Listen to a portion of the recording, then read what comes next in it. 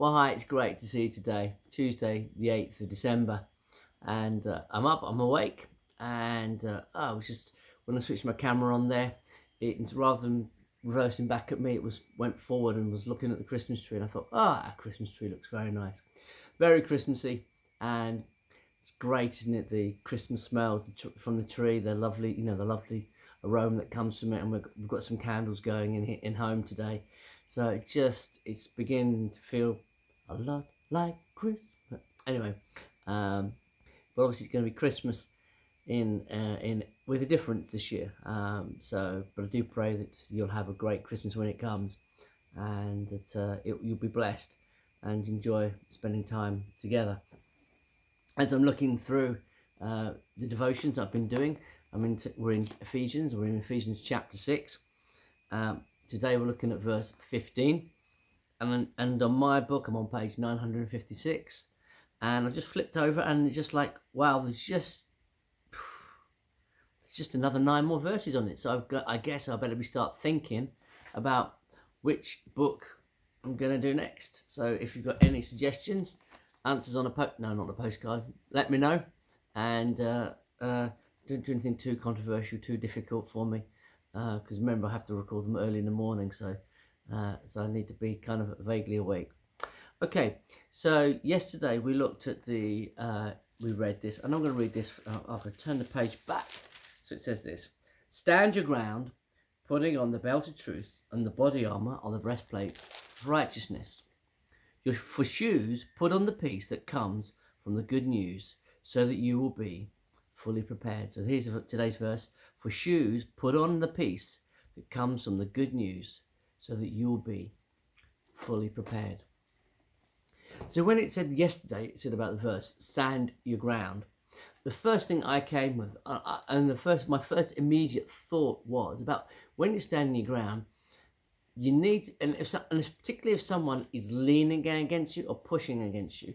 I'm thinking about, I'm remembering when we used to do the youth club, the kids club up at Stob Hill, and a couple of times where someone wanted to come in, and they were obviously, some of the young people clearly either drunk or on something, or just pretty much in a bad mood, and they kind of tried to lean on you, particularly when some of the lads, as they were growing up in the teenage years, because when they were too old to come in, they were kind of trying to lean on you to push you through in there, and you really had to just stand your ground, and you had to plant your feet down into the ground, and just to get the right stance to stop them from. Otherwise, they could have just leaned on you and pushed you out the way. And we kind of learned. All of us kind of learned when we all had a little bit of a stint on the door. We all kind of learned how to make yourself big in the door and how to stand there, so they couldn't basically just push you out the way. And so when it said about standing firm, straight away I thought, well, the first thing you should be mentioning here, Paul, if I was doing this, would be the footwear. But actually, no, obviously for them, no, it was because having the right footwear in place means that you can stand your ground. Now, for the Romans, that was really important. Now, of course, for them, the most important thing for them was the belt. Because the belt went around their waist, because that had all of this stuff on it. And the breastplate of righteousness, as I said yesterday, it kind of fastened into that. But then it says the next thing it was for the shoes.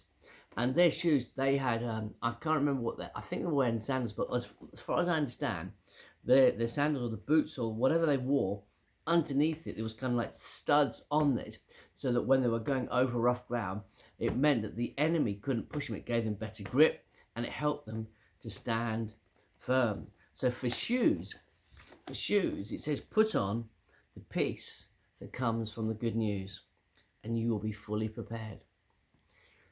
Peace is such an important part in these days. I mean, Jesus came, he said, I give you peace.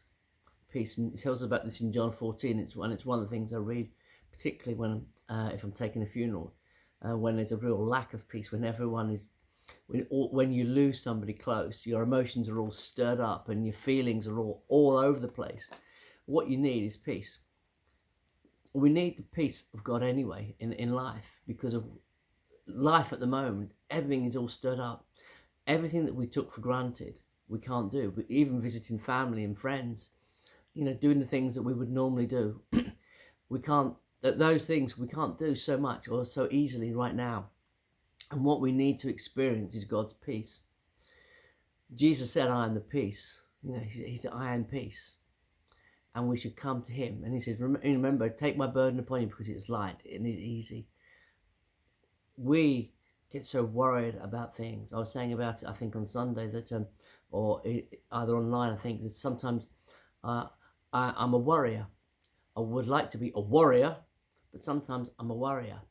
And when you worry, that is the opposite of peace.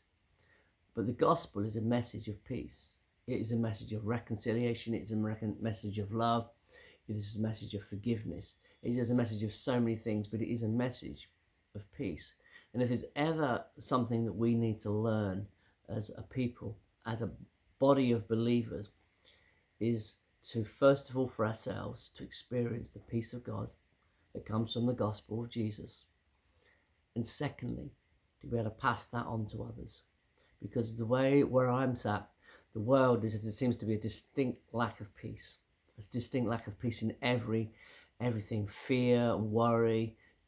People worried about their jobs, people worried about coronavirus, people worried about the vaccine, people worried about, seeing family and friends, mental health issues, all these kind of things. All these things are kind of the opposite of peace. The peace of God. And finally, it just says that so that you will be fully prepared. One thing about with the belt of truth, and it talked about that, is and there was a sense of in that verse yesterday, it also talked about a sense of being fully prepared for life, fully prepared for whatever the enemy would throw against us. Remember, we're not fighting against flesh and blood, but we're fighting against power, principalities and powers. And here Paul's emphasizing it again. In these two verses, he's emphasizing the fact of having the peace of God, having the belt of truth, the breastplate of righteousness. Why? So that we can be prepared for life, prepared for whatever the enemy throws at us. And it's been a challenge for me in these past few weeks and months about with what's going on in my life, in my situation. But I can tell you the truth, that I have experienced the peace of God, and it has been an amazing thing, and it's helped me to be prepared for what I'm going through. Listen, hope you've had a great day today. Take care. God bless. See you again tomorrow. Like and share this. That would be good. And I'll see you then. Okay, take care. Bye.